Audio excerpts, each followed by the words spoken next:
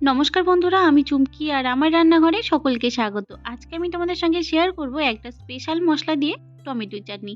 এটা কোনো নতুন রান্না না, প্রায়শই সবারই জানা, তবে আমি যেভাবে বানাই সেটাই আজকে তোমাদের সঙ্গে শেয়ার করছি। তাহলে দেরি না করে চলো এবার রেসিপিটা শুরু করি।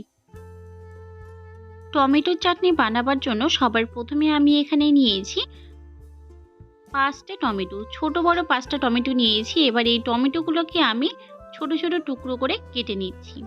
টমেটোর চাটনি বানাতে যদি একটু বেশি পাকা ধরনের টমেটো হয় তাহলে চাটনিটা কিন্তু খুবই ভালো হয়। দেখুন, খুব সহজে টমেটোগুলো লম্বা লম্বা স্লাইস করে কেটে নিচ্ছি। আপনারা যে কোনোভাবে টুকরো করে কেটে নিতে পারেন। আর এই মাঝখানে বোটার অংশটাকে কেটে বাদ দিয়ে ফেলে দিচ্ছি। একইভাবে সমস্ত টমেটোগুলোকে কেটে তারপরে আপনাদেরকে দেখিয়ে দিচ্ছি।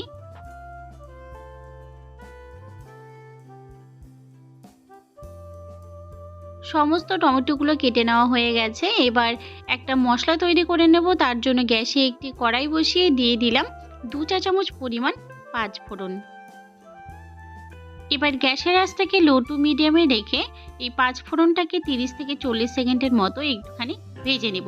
খুব বেশি লালচে বা কড়া করে ভাজবেন না, তাহলে কিন্তু মশলাটা একদম তেতো হয়ে যাওয়ার সম্ভাবনা থাকে। দেখুন, মশলাটা ভেজে নেওয়া হয়ে গেছে আর মশলা থেকে সুন্দর গন্ধ উঠে গেছে। এবার মশলাটাকে নামিয়ে একটা পাত্রের মধ্যে রেখে দিচ্ছি। ঠান্ডা হয়ে যাওয়ার পর এটাকে গুঁড়ো করে নেব। এবার রান্নাটা শুরু করব। সেই জন্য গ্যাসে আবারও একটি কড়াই বসিয়ে দিয়ে দিলাম 1 চা চামচ থেকে 1.5 চা চামচ পরিমাণ সর্ষের তেল। তেলটা ভালো মতো গরম হয়ে গেলে ফোড়নে দিয়ে দিলাম একটা শুকনো লঙ্কা, দিয়ে দিলাম অর্ধেক তেজপাতা আর দিয়ে দিলাম সামান্য পরিমাণ কালো সর্ষে। ফোড়নটা যখন সুন্দর গন্ধ উঠতে শুরু করবে সেই সময় দিয়ে দিচ্ছি আগে থেকে কেটে ধুয়ে নেওয়া টমেটো। এবার টমেটোটাকে ভালো করে নাড়াচাড়া করে কিছুক্ষণ ভেজে নেব।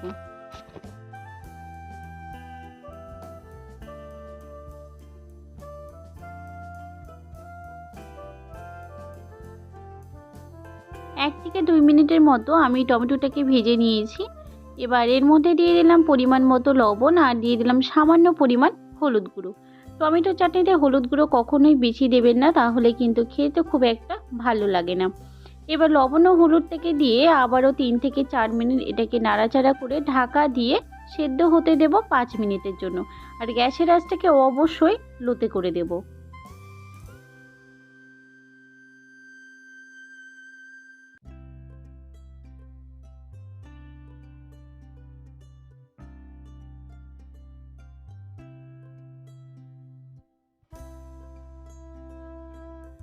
5 মিনিট পর ঢাকনাটাকে তুলে নিচ্ছি। দেখুন, টমেটো কিন্তু একদম সুন্দরভাবে সেদ্ধ হয়ে গেছে আর একবারেই সম্পূর্ণটা গলে গেছে। আবারও কিছুক্ষণ এটাকে ভেজে নেব যাতে করে টমেটোর কাঁচা গন্ধটা একদমই চলে যায়। গ্যাসের আঁচটাকে মিডিয়ামে রেখে টমেটোটাকে আমি মোটামুটি 2 থেকে 3 মিনিটের মতো ভেজে নিয়েছি। এবার এর মধ্যে দিয়ে দিচ্ছি আগে থেকে টুকরো করে কেটে নেওয়া কাজু, দিয়ে দিলাম সামান্য পরিমাণ কিশমিশ, একটুখানি দিয়ে দিচ্ছি খেজুর আর দিয়ে দিলাম সামান্য পরিমাণ আমসত্ত্ব। আমসত্ত্বটা আমার বাড়িতে তৈরি করা। তোমরা যদি এই রেসিপিটা দেখতে চাও অবশ্যই আমাকে কমেন্ট করে জানাতে ভুলবে না। এবার সব কিছুকে ভালো করে মিশিয়ে নিয়ে আবারও 1 থেকে 2 মিনিটের মতো এটাকে ভেজে নেব। টমেটোর চাটনির জলটা একদমই শুকিয়ে গেছে। এই পর্যায়ে আমি দিয়ে দিচ্ছি হাফ কাপ পরিমাণ জল। জলটাকে দিয়ে ভালো করে মিশিয়ে নিয়ে এটাকে 2 থেকে 3 মিনিটের মতো লো আঁচে ফুটতে দেব। আর এর মধ্যে এখন দিয়ে দিচ্ছি স্বাদ মতো বা পরিমাণ মতো চিনি। আমি এখানে চিনির পরিমাণটা বলছি না, যে যার স্বাদ অনুযায়ী চিনিটা ব্যবহার করবে। চিনিটা দেওয়ার পরে দেখুন চাটনির কালারটা কিন্তু একদম চেঞ্জ হতে শুরু করে দিয়েছে। আবারও এটাকে আমি 1 থেকে 2 মিনিটের মতো ফুটিয়ে নেব। 1 থেকে 2 মিনিট আমি চাটনিটাকে ভালো করে ফুটিয়ে নিয়েছি আর চাটনি থেকে কিন্তু একদম কাঁচা গন্ধটা চলে গেছে আর আমাদের চাটনি কিন্তু রেডি হয়ে গেছে। এবার গ্যাসের আঁচটাকে বন্ধ করে দেওয়ার পর যে 5 ফোড়নের গুঁড়োটা করে রেখেছিলাম সেই গুঁড়োটা ওপর থেকে 1 চামচের মতো ছড়িয়ে দিচ্ছি।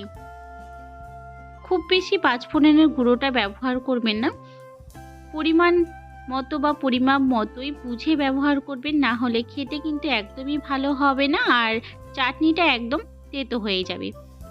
গুঁড়োটাকে দিয়ে দেওয়ার পর ভালো করে মিশিয়ে নিয়ে এবার একটা পাত্রের মধ্যে আমি সার্ভ করে নিচ্ছি। দেখুন কত সহজেই তৈরি হয়ে গেল টমেটোর চাটনি। এইভাবে যদি চাটনি বানানো হয় খেতে কিন্তু দুর্দান্ত টেস্টি হয়।